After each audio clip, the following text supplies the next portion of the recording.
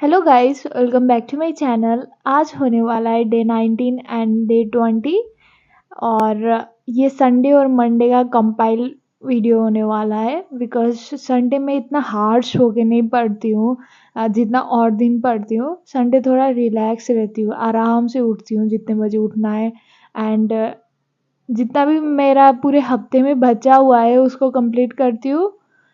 और जब भी मॉक लगाते टाइम जो भी डिफ़िकल्ट क्वेश्चन होती है एंड जो भी क्वेश्चन मॉक में मेरे से नहीं बनती है उसको मैं सेव करके रख लेती हूँ और संडे में उसी को रिपीट करके लगा लेती हूँ। उससे ना आपका रिवीजन साथ साथ में होता है। ऐसा एक दिन रखो जिसमें आप रिलैक्स होके रिवीजन कर पाओ। पूरे हफ्ते में आपने जो जो मिस्टेक किया है उसका रिवीजन कर लो। ऐसे करके देखना 2 हफ्ते में ऐसा लगेगा हाँ मुझे अब सब कुछ आता है। वैसे तो मुझे सब नहीं आता है फिर भी आपको फ़ील होगा कि हाँ, जो भी मिस्टेक हुआ है। जब मॉक में ना हम सेम क्वेश्चन मिलता है फिर भी हम मिस्टेक करके आते हैं। क्यों? क्योंकि हमने रिवीजन नहीं किया था। जो मिस्टेक करते हैं उसको सेव कर लो, जो कि टेक्स्ट बुक में ऑप्शन है। फ़िल्टर लगा लो और सेव कर लो और उसके बाद जब भी आप संडे बैठो या कभी भी आपको सूटेबल हो उस दिन बैठो और लगा लो। यहाँ पे मैं डिस्काउंट का ही लेक्चर ले रही थी, 3 लेक्चर बचा हुआ था तो मैंने डिस्काउंट कंप्लीट कर लिया आराम से। उसके बाद मैंने ब्रेकफास्ट किया, आया और यहाँ पे मैं एडिटोरियल डेली करती हूँ।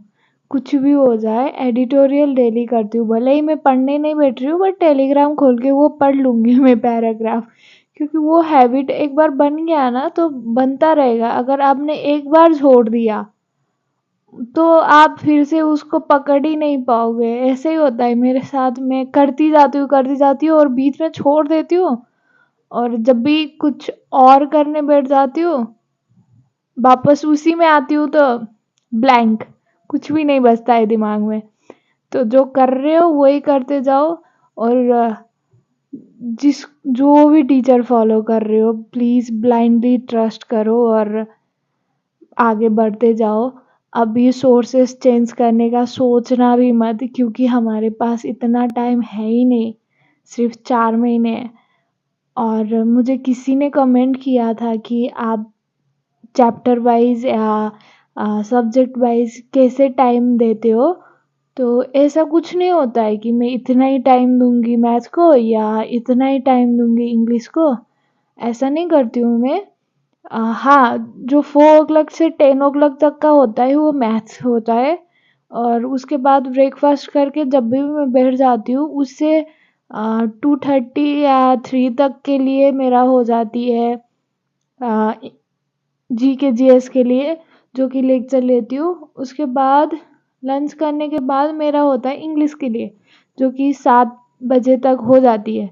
7 बजे के बाद डिनर, एक्सरसाइज जो भी करना है करो और उसके बाद जितना भी बचता है ना प्रैक्टिस वाला पार्ट वो मैं रात को डिनर के बाद कर लेती हूँ। क्योंकि आप पहले अपना टारगेट पूरा करो, उसके बाद ही आप प्रैक्टिस करने बैठो। समझ रहे हो? प्रैक्टिस करो, ये नहीं बोल रही कि प्रैक्टिस मत करो बट लास्ट में रखना प्रैक्टिस वाला पार्ट को, क्योंकि वो इंटरेस्टिंग होता है। खुद प्रैक्टिस करते हो ना तो दिमाग लगता है तो मज़ा आ जाती है। तो लास्ट में रखना है ये वाली पार्ट और मॉक लगाने वाली पार्ट। जैसे कि इंग्लिश का हो गया, जीके जीएस का हो गया, उसका मॉक पहले ही लगा लेना क्योंकि रात को नींद आ सकता है आपको। बट मैथ का, रीजनिंग का बड़ा इंटरेस्टिंग लगता है ना, क्योंकि वो मॉक देते देते तो सोओगे नहीं। तो वो वाली मॉक को पीछे रख दो। तो यहाँ पे मंडे स्टार्ट हो चुका है एंड मैं हमेशा की तरह 4:30 में उठ गई थी और 4:30 में उठ के अपना मॉर्निंग रिचुअल करके फिर से बैठ गई।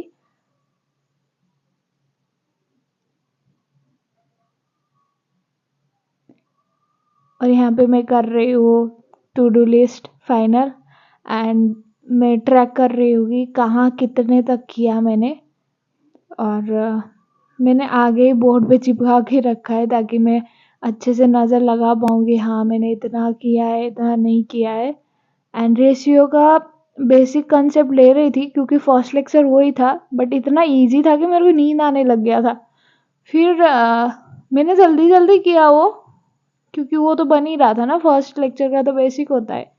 और सेकंड लिया मैंने, और सेकंड लेते लेते भी ऐसा ही लग रहा था कि प्लीज़ जल्दी ख़त्म हो जाए। और थर्ड लिया मैंने, एंड थर्ड लेने के बाद मैंने नैप लिया कि चलो सोते हैं, आज जल्दी ख़त्म हो गया क्योंकि इजी चैप्टर था। जब इजी चैप्टर होता है ना तो मैं थोड़ा बॉडी को रेस्ट देती हूँ।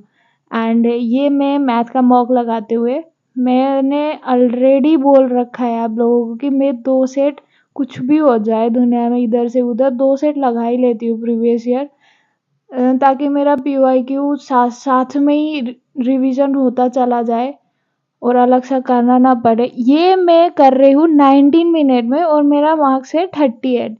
अगर मैं यही लॉन्ग फॉर्म वाला मॉक लगाऊं तो यहाँ पे मेरा सारा क्वेश्चन हो जाती है। आज 23 क्वेश्चन हो गया था जब मैंने लॉन्ग फॉर्म मॉक लगाया था। एंड 2 क्वेश्चन ऐसा था वो जेन्युइनली मुझे नहीं आता था बट कैलकुलेशन मेरे से नहीं हो रहा था, तो थोड़ा कैलकुलेशन में ध्यान देना है मुझे। बहुत सारा ना ये पास पास का ऑप्शन देते हैं तो वो एग्जैक्ट कैलकुलेट करके निकालने में बड़ा डिफ़िकल्ट होती है। तो वही हुआ था मुझे आज, वो मैं फिगर आउट कर रही हूँ कि कहाँ से कैलकुलेशन करूँ। और यहाँ पे परमार सर का क्लास अटेंड करते हुए आज मैंने एमसीक्यू का, उन्होंने एक प्रॉपर क्लास रखा है फंडामेंटल राइट का, जिसमें उन्होंने 44 क्वेश्चन के आसपास करवाया है।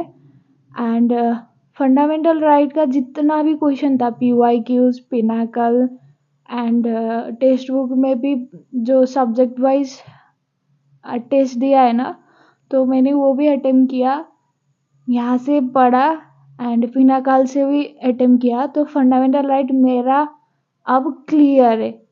तो ऐसे ही करके ना हर जगह जितना भी जो टॉपिक पढ़ रही हूँ वो उसका मटेरियल जितना भी अवेलेबल है इधर उधर मैं सारा कंप्लीट कर लेती हूँ, ताकि वो टॉपिक मुझे दोबारा देखना ना पड़े। एंड सर ने बहुत अच्छे से करवाया है, जितना भी क्वेश्चन सर ने करवाया है उतना करोगे तो हो जाएगा। एंड यहाँ पे मेरा 42 आया।